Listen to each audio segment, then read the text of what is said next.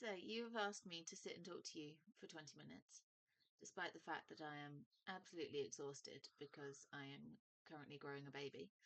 And so I thought the best thing to talk about was something that you've been drilling me on this week, and that is training with discipline and intent as the antithesis to just going through the motions. Because obviously, when you're feeling rough, you do just want to go through the motions. And you said to me, Jess, your choices are don't do it. If you don't feel well enough, don't do it. But if you're gonna do it right.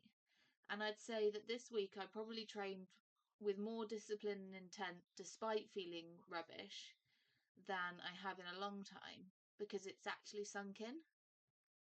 Do you have anything to say on the matter? Well, I'm not going to apologise. No. So there's two things, training with discipline and intent, that need to be explained. First is that if you are genuinely too sick to train, don't train. Now, this isn't performative arse covering, it's a genuine thing. Training is an insult to the body. Being sick is also an insult to the body, so you can actually prolong illness by training when sick. Yeah. So, if in doubt, go and see a doctor and do what they say. Or indeed, don't train. If you're committed to training as a multi-year or multi-decade pursuit, it should be a multi-decade pursuit, really. A week, 2 weeks because you're sick. Well, what's that in the grand scheme of life? Mm. People get all het up about it when, I've been sick for a week or 2 weeks, when they're very short term in their thinking around training, either because they're very new or they've never really moved past that very new phase in terms of their mindset or their actual application. So people who are regularly, they'll train really hard for 6 months and then they'll just not train for another 6 months and they train really hard for 6 months. Those kind of people. They're the ones that get all triggered when they get sick. The other group that need to be a bit careful are people who follow quite complicated, more advanced programming methods where percentage-based training is used. So a typical example would be, like a powerlifting peaking program to get you ready for a competition that uses, um, you program your lift based on hitting certain numbers. And then obviously, if you're not able to hit those numbers during your workouts as you progress through the program, then that can sometimes cause issue. But a proper discussion of that's way beyond the scope of this little podcast. So yeah, that's the first thing. Training with discipline and intent. If you're too sick to do it, just don't do it. The second thing is training with discipline and intent is often misinterpreted as training really, really, really hard. I say it a lot, don't I? Smashing yourself to the point where you're laying on the floor in a puddle of blood, sweat, urine, and vomit. We don't want to do that. We don't even want to do that when we're well, much less when we're sick. So it's not about going really hard. It's about doing the things you know you ought to do in the way you know you ought to do them, and in the way you ought to do them as well is with restraint. Yeah, I talk a lot, don't I, about always leaving a rep, 2 reps in the tank every set. We never advocate training to blimey, I'm getting ahead of myself. A royal we. Yeah, I never advocate anyone train to muscular failure, for example, which I know goes against a lot of conventional bodybuilding wisdom, certainly. Less so with strength training people tend to be more on board with what I think on this, but certainly like bodybuilding muscle growth people really get triggered when I say, leave a rep or two in the tank always. Largely because much of their thinking's been polluted by anabolic steroid abuse. So, yes. Three distinct things that have happened this week that have really kind of clicked in my head what you mean by this. Yes. The first was actually related to a work thing. So my workload is very busy. I always leave the day with unread emails and I have a very high caseload. And I've realized the only way to do a good job is to give the person in front of me, whether that's on an email or on the phone or the case I'm looking at, my full attention. And I've realized and then you give that your full attention, then you move on to the next thing. And training's kind of like that, where if I'm doing a set of squats, don't worry about the effort that I've got to give to the set of deadlifts next, or the set of calf raises or whatever. Just giving each set my full attention and doing that well. Can I just interrupt you? Because you just raised a really important point. around doing your best at the exercise that's right in front of you, and then not really worrying too much about what comes after it, then just doing your best after it. This is Mm, this is why the order with which you place exercises within your workouts is so important. You know, when you're doing full body training, for example, you absolutely don't want to be opening with squats or deadlifts. That's really not a wise thing to do, yeah, because it's not like you'll likely get injured or anything, but it will severely inhibit the amount of weight that you can use for subsequent exercises if you do the squatting or the deadlifting properly. well, I'd be right to thinking you also probably don't want to leave it till last. You can leave it till last. It depends. I mean, I much well, you know this because you read We my train. stuff, but we train together. Sometimes when childcare allows, I know we go calling social services. We don't leave our children unattended. Go to the gym. We're not that obsessed. No, I kind of favour them somewhere in the middle for the reasons that we've Mm, discussed. Typically before, um, yeah, I'll do like arms and like light shouldery things, lateral side laterals and other machine work after I've done obviously the squatting and the deadlifting and things. But pretty generally, like I'll never overhead press, for example, before after squatting. I've really? tried it, it doesn't work, because tired legs and back. So anyway, we're getting into too much detail because the people listening to this aren't necessarily paying me, so I Yeah. don't want to give away all of my secrets. The other thing, though, I'm talking specifically about what made this click in my head, was we often um, lambast the people who have a gym membership and think it earns them brownie points. There's lots of people who are like, well, I have a gym membership, or I go to the gym and and don't do very much, sit on their phones, whatever. Yeah, And the level above that is people who kind of go and they've got a program and they're doing it and they yeah, think that just because I'm doing the squatting, I'm doing the deadlift, I am doing the yeah, bench pressing, I'm doing the overhead pressing, I'm doing the rowing, I'm doing all that stuff, doing all the things I'm supposed to be doing, but actually they're maybe 10% doing 10% better than the people sat on their ass on the phone. and this is where it finally clicked for me. Is as you know, I've had a bit of a rough week as I get thicker around the middle with growing It's fetus. because you're eating too much, Jess. Thanks, it's not. As I get thicker around the middle, it's hard having been somebody who's overweight to see my body change and not fear being overweight again. And we had a long conversation, didn't we, about how I'm going through the motions but not seeing the benefits in the way I want to because I haven't taken it to this level of Hmm. actually going, concentrating on each exercise, putting in the effort that it deserves and the attention that it deserves, as in every area of our lives. You give what the task in front of you Hmm. your your full attention. Well, first thing for the record, you are doing really well. You're not getting fat at all. No. It's baby related expansion. Like Yeah. we talked about your legs this morning, didn't we? That they're Mm. still like really good. We can tell that you're not putting on body fat, for starters. But no, you're absolutely right about this the need to actually put in the right amount of effort, which isn't full effort. It's like 80 to 90%, isn't it? That's the key, 80 to Mm. 90%. And then that's how you get the transformational change. And we also talked a little bit about the effect that taking time off from the gym has. Like, so we have planned rest weeks every 8 weeks, don't we? Mm. Which I did some maths using a computer, not my head. Yeah. You're Six not so good at the That's numbers. 6.5 weeks a year. So if Yeah. you had a rest week every 8 weeks, like clockwork, you'd have 6.5 weeks of no training per year. You can see how with a holiday where you've not got access to your regular gym, cold, viral illness, maybe a touch of the virus that shall not be named, if you want to do one of those flow tests and put it on LinkedIn and get lots of Mm. sympathy, because apparently that's still a thing. Busy week at work, Busy week at sick work, days. yeah, whatever. Just other things that are more important to you than training in a particular way. Mm. You can quickly see how you can double that. You can potentially double that. And that's Yeah. a quarter of the year then that you're not training. Yeah. So you have to be really bloody careful.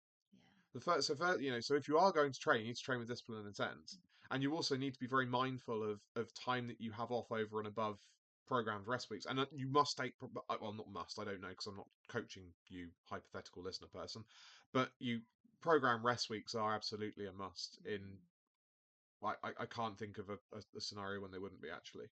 So you don't want to be able to forego rest weeks, and having them as a regular thing is also really important because it helps you take stock of how far you've come, where you're going to go next, things, and building them around programs as well.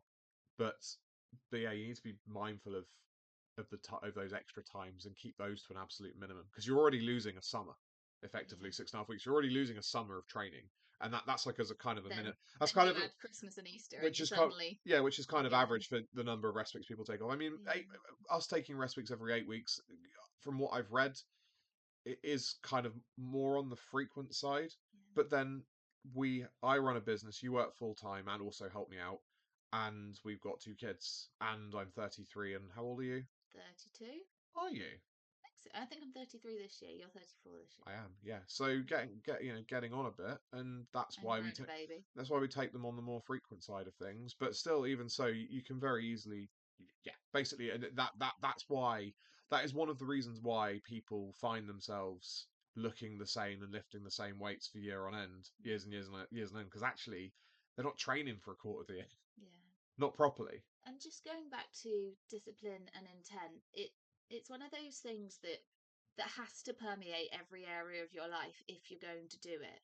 And then becomes, when you do it enough, it just becomes a character trait that doesn't seem arduous. Like, I go for a walk every morning. I could amble along, but I'm out for an hour. Might as well make it I do it might as properly. well just make the most of it. Yeah, like today at lunch, I really fancied some soup because I wanted something gentle on my tummy, and we were like, "Shall we just go past the supermarket and get a packet of soup?" And I was like, "Do you know what? I've got some time. I'm just going to do this right, which is make myself something home cooked." And I made home cooked soup.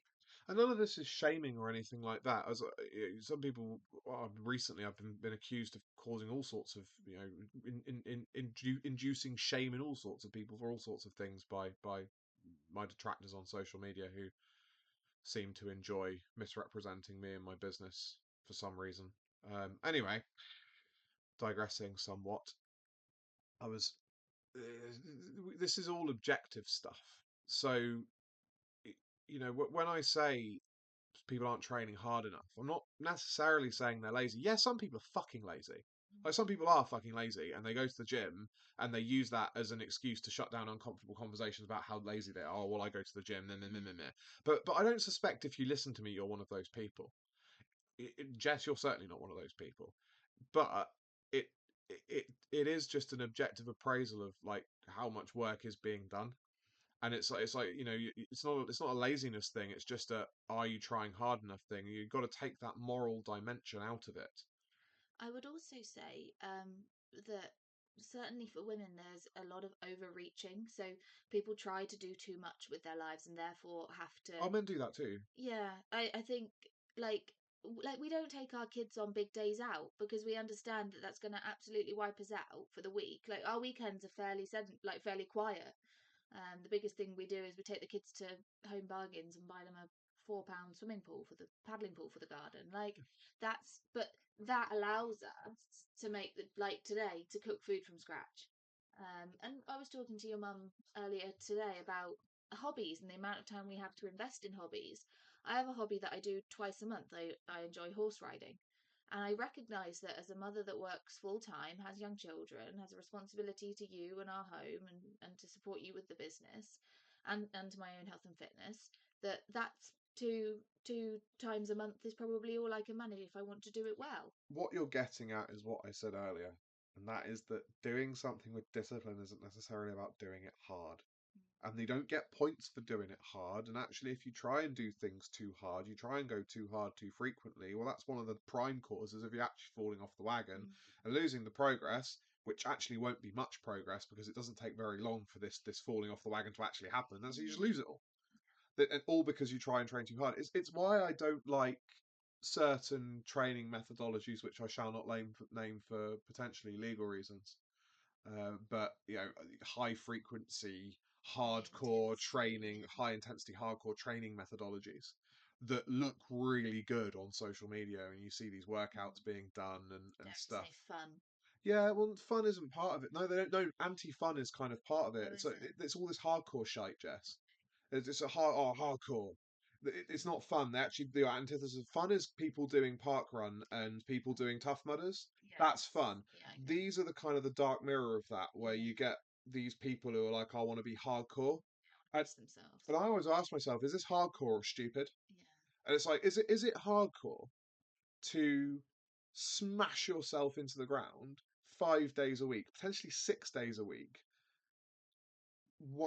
without fail, whilst eating a relatively like low energy, so low calorie diet, calorie deficit to try and get super ripped? Is that hardcore? Is that just fucking Yeah. stupid? I think it's No, I think it's yeah. fucking stupid, and YouTube are definitely never going to monetize me now once we get more than 10 subscribers. Yeah. But I think it's really dumb. Another thing people do is training when injured. Is it hardcore to wrap your knee up? Say you got a remember me when I smashed my knee because you wanted to go cinema? Hmm. Yeah, and I fucked up my knee. Is it hardcore for me to wrap that up in bandages and that weird athletic tape, which I believe is just like a placebo, but whatever? Like strap it all up, take loads of painkillers, and then power on through my squat workout? Or is that just fucking stupid? Yeah. It's stupid, isn't it? And then another example: is it hardcore to be having like diarrhea and vomiting? Right, you got diarrhea and vomiting, and it stops for a bit, but you're really dehydrated. You're like, oh, well, I think I could technically go to the gym today. Is that hardcore? Is that just stupid? Yeah. Yeah, it's that this hardcore stuff is not disciplined. It's ill disciplined because you can't moderate your own behavior. It's actually no different to people who binge eat. People who binge exercise, they are binge eating. This is an observation. I'm not a psychologist or a therapist, but this is definitely an observation that people who actually engage in hardcore style training often are doing it to substitute issues that they've had with food and stuff. Is another thing. It's a form of like self punishment in a way. And unfortunately, there are lots of people on the internet pushing the idea that it's safe and sensible. And it's like we talked about marketing before. Can you shut the window, Jess? Yeah. Sorry, we've got someone's decided to do streaming, which I think is very rude while I'm trying to record a podcast. Do they not know me? Do they not know me, Jess? Nice lady over the road. Oh, I like her. I like it. What was I talking about? Binge eating. Binge eating, binge training, hardcore, stupid. I had a good thought. Help me out here. It's basically what we were saying about like the 80 or 90%. Yeah, so basically you just need to moderate your behavior, and actually smashing yourself into the ground is not hard, it's not disciplined at all. And it shows a willful lack of care for your interest in actually making progress over the long term in favor of how it makes you feel in the moment. The other thing I was going to say as well, that's what I was going to say, is around again drug use rears its ugly head. One of the things that performance enhancing substances do is they essentially make it possible for your body to recover from this sort of training. Mm. And when you're a natural guy, particularly a natural guy who's not fucking 21, Mm. and you start trying to do this, you're going to end up in a world of pain. And I can say this, you can probably tell my voice, I can say this firsthand. I've had a first-hand experience of it because I went through a hardcore phase. I went through a hardcore phase in my early 20s. And I was up training upwards of 3 times a day sometimes, and I absolutely destroyed myself. It actually got to the point where my back felt like my spine. It would feel when I woke up in the morning like there were shards of broken glass that had been rubbed in lemon juice were being ground into my spine like a salt shaker. Yeah, that's healthy. No, but that's how bad it got because I was doing all this hardcore stuff and I was strapping myself up, wearing belts and wraps, taking painkillers, doing all that shit. And all told, I think I put like 10 kilos on my lower body lifts, 15 kilos on my lower body lifts, and like 5 kilos on my upper body lifts. It's hardcore, dude. And then I lost it because I had to really pare back my training for quite a while afterwards once I kind of saw sense and realised that what I was doing was really stupid. So don't be me. And it's both those things, isn't it? It's training with intent as opposed to training like a maniac. Well, we should probably Hang on. oh, And but also training with intent as opposed to just going through the no, that's motions. discipline. Intent is something else. different words. They have different Different meanings. That's why yeah. it's discipline and intent, not just intent and not just discipline. Mm. Different words, different meanings. Makes Discipline is what sense. we've just talked about, Yeah. which is doing the things you know you ought to do in the way you ought to do them, Mm-hmm. i.e., don't be lazy, don't be a dumbass. Mm-hmm. Intent is going in and being mentally engaged with what you're doing and having a plan. Yeah. Training with intent, so you have a in other words, have a fucking program. Even if it's, and anyone who's bought any of my stuff will know that I'm not one for bookkeeping. Mm. I've not kept a training log. I've not kept a training log since probably like 2013. I just don't, because mainly because I think that if you can't remember what weights you're using week to week, then maybe you should get some carers and probably shouldn't be in the gym. Like, it's not hard to keep Yeah. these things in your head. I also, because actually that's a bit harsh, because of my background working shifts, I was never able to follow percentage based training programs and more structured advanced training programs, which is one of the reasons why my lifts are respectable but not as good as perhaps they could have been, because of that shift work background. Mm. So um, yeah, there was very little point in me keeping copious notes, because I learned very quickly to train based on how I felt in the day. So there's very little that you can draw from that data. So there was no point in doing it, so I just didn't do it. Um, so no, you don't need to have enough spreadsheets knocking around your computer that MI5 would get a little bit suspicious about your activity. But at the same time, don't just go in and wing it. Mm. Don't just go in and wing it. That's also stupid. I'd also suggest that sticking to a program for long enough, you tend to know where you're at with your weights. Yeah, I think that the advantage of keeping notes is it does push you to do more. Yeah. It absolutely. So the one time I did find it really valuable was when I was doing as many reps as possible sets to kind of get the weight up. So Mm. keeping a track, say I'd done 140 for 7 reps, 140 kilo squat for 7 reps, and then well next time I was squatting I would try and do more than that, and that was quite helpful. But then as soon as I started working like proper intense shift patterns and stuff, those numbers were just all over the place, to the point there was no point in me really keeping a record of it, because that my baseline was constant, in constant flux. So yeah, so there are but yeah, intent is just going in with a plan. Yeah. You do need to keep a check on it, like, because one of the things you've experienced is you can get very comfortable, Mm. so you never wing it because you use my stuff. Like, you'll read Yeah. one of my newsletters or you'll read one of my books and you'll find something, you'll want to do it. But what happens, I've noticed with you, is that you end up stalling because you don't keep yourself accountable. Yeah. But that's where the discipline helps with the Yeah. intent. So now that you're much more disciplined, these realizations that you've come to recently, I suspect that you'll be much better at keeping yourself to Running the account, weight. actually pushing the weight, Yeah. rather than just sitting with it. And because I remember I've asked you before, I was like, Jess, are you still finding this hard? And you were like, no, am I supposed to? I was like, fucking, well, yeah. Yeah. Yeah. It's meant to be a little bit challenging, Jess. It's the gym. Anyway, you only promised me 20 minutes, and it's now been 23 minutes and 10 So seconds, so we are done.